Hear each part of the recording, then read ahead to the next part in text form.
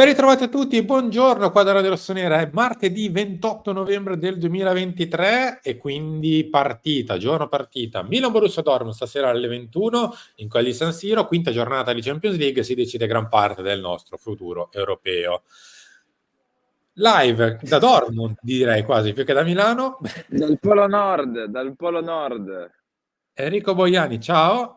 Ciao, buongiorno, virgola, perché nella via dell'hotel in cui si raduna il Milan saranno circa, credo, meno 6 gradi, ma va benissimo così. Siamo qui, siamo live con voi e quindi mettete like stamattina, fatelo per me, per la mia faccia a forma di uovo e quando ho un cappello addosso e quindi Sì. dovete farlo, dovete mettere like.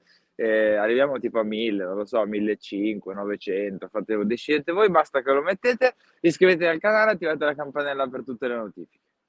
Mettete like e solo risposte sbagliate su dove si trova realmente invece Harry.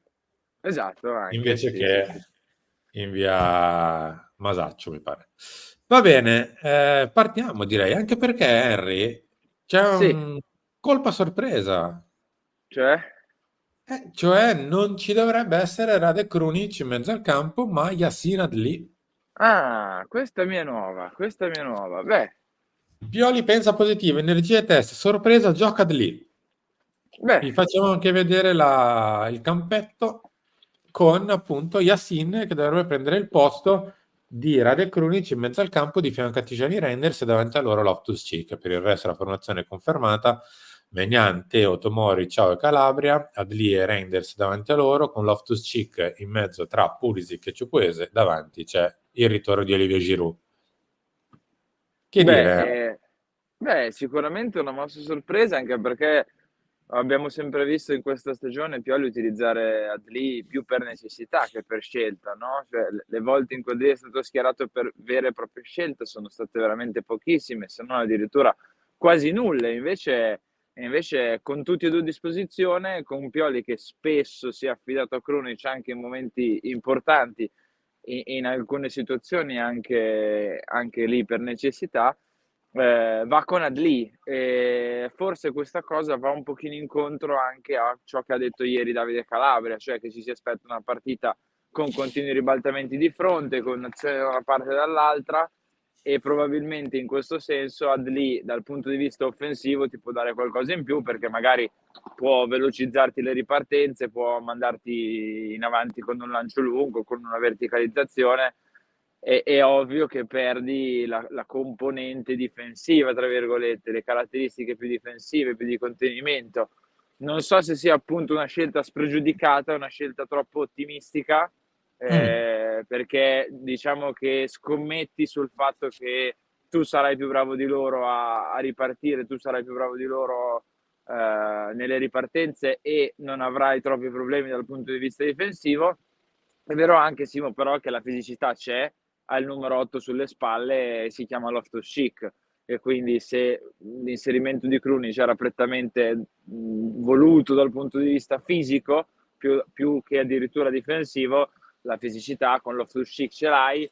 Se poi però Loftus-Cheek va a fare il lavoro che ha fatto col Paris Saint-Germain, cioè più di tre quarti, allora rischia di essere un pochino corta la squadra dietro dal punto di vista fisico. Non lo so, è sicuramente una mossa a sorpresa, come c'è scritto qui, staremo a vedere.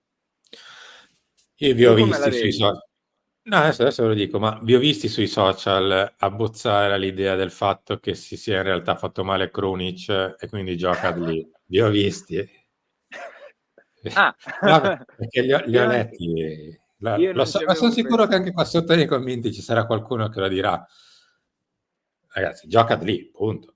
Cioè, non posso stare qui a fare i retropensieri, dai. Poi se per caso sarà così, è altra questione.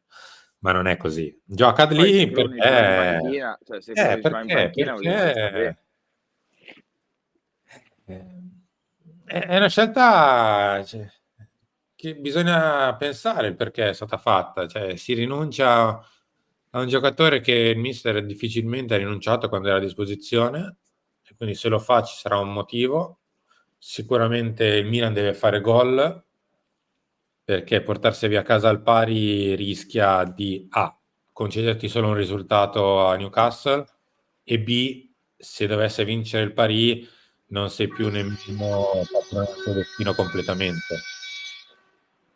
Cosa sta succedendo in mente? Non lo so, forse anche Hanno dentro gli costruito un'autostrada e autobus non lo sapevamo. e dentro i camion si stanno lamentando del freddo in questo modo, non lo Eh. so, però vabbè, è così, No, è così, oggi è così. in questo momento non ti so dare un perché siamo passati così all'improvviso. Oh, dal polo, salve, Sì, sì, c'è salve. anche Beatrice Sarti che sta filmando i giocatori che Bello l'inverno. ecco, verissimo. Sì, salve. Si saluta dicendo: "Bello l'inverno". La casa è bellissimo. Eh beh, immagino, immagino. No, scherzi a parte. Lì, dobbiamo far gol, forse questo è il motivo. Cioè, dobbiamo vincere la partita e quindi proviamo a mettere più qualità possibile lì davanti, contando che abbiamo perso Raffaele Ao, contando che Loftus praticamente ha fatto una partita negli ultimi 30 giorni, cioè quella col Paris, vera e propria, se non i 2 spezzoni con Udinese e con l'ultima volta con la Fiorentina. E quindi abbiamo bisogno di qualche giocatore che ci costruisca qualche linea di passaggio in più. Può essere un'idea, soprattutto se l'idea è quella di metterli uno di fianco all'altro vicini, quindi di non giocare a 3 Mh. e di mettere Loftus davanti. A meno che, non so, giochiamo col vertice basso. È un po' da vedere più che da raccontare prima. Bisogna aspettare e vedere un po' come funzionerà Sì. questo Milan.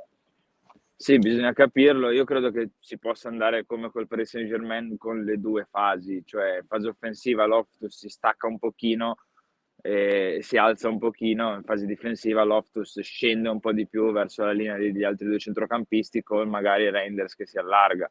Potrebbe essere questa l'idea, anche se credo che sia inedito anche come centrocampo, forse il centrocampo più offensivo che abbiamo avuto, perché quando c'erano Adli e Reinders Assolutamente. o quando c'erano, Loftus e Reinders, c'era sempre Musa comunque che è indisponibile per questa gara.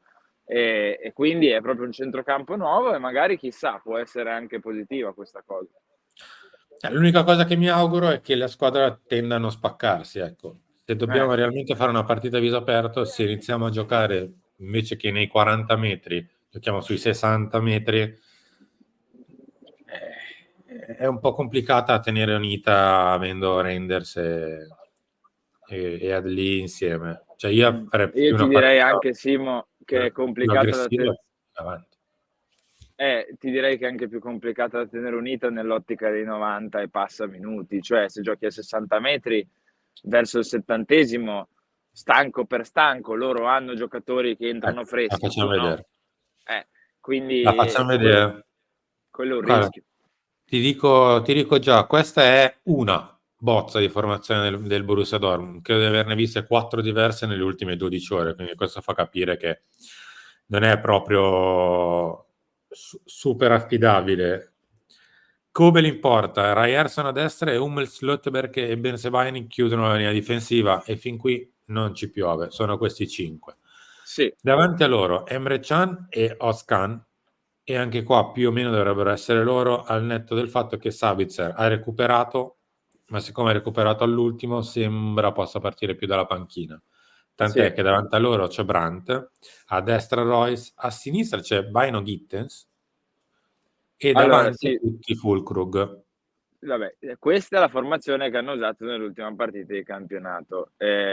Io credo che Malen possa giocare dall'inizio, soprattutto perché all'andata contro il Milan, contro Davide Calabria, nel primo tempo fece piuttosto bene, poi non fu incisivo, se vogliamo, cioè non confezionò un assist o non segnò un gol, però comunque fece bene, fece male al Milan su quella fascia. E Bino Gittens comunque non è un titolare del Borussia Dortmund, è un giocatore che io presumo abbia giocato l'ultima di campionato anche e soprattutto per l'impegno di Champions.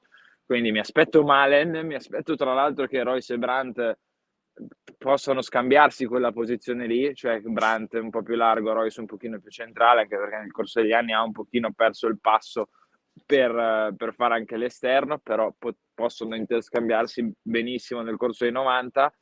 E poi davanti c'è Fulkrug, occhio anche perché Haller ha recuperato, e Infatti, vi quindi leggo la panca. A eh, parte i portieri, Wolf dietro, Sabitzer, Reina, Adeyemi, eh, Malen, Mukoko e Haller. È una panchina diversa dalla nostra, c'è poco da dire. Cioè, è una panchina che La se al nostra te la leggo. 70° vai.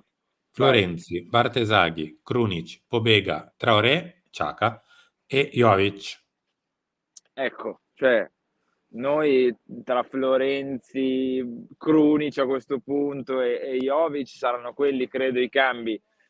Loro possono mettere Adeyemi davanti se han bisogno di ripartire, largo se han bisogno di creare. Possono mettere Malen a destra, a sinistra o volendo pure davanti, anche se ancora li hanno gli attaccanti, li hanno i finalizzatori e quindi l'hanno sempre messo largo. Possono mettere Wolf basso se devono attaccare e magari recuperare, o possono metterlo alto se devono magari contenere. Possono inserire Sabitzer sia in tre quarti che davanti alla difesa, anche qui a seconda del momento della partita. Cioè, hanno tante opzioni e soprattutto la cosa che a me preoccupa di più è appunto la panchina. Cioè, hanno tante opzioni dalla panchina.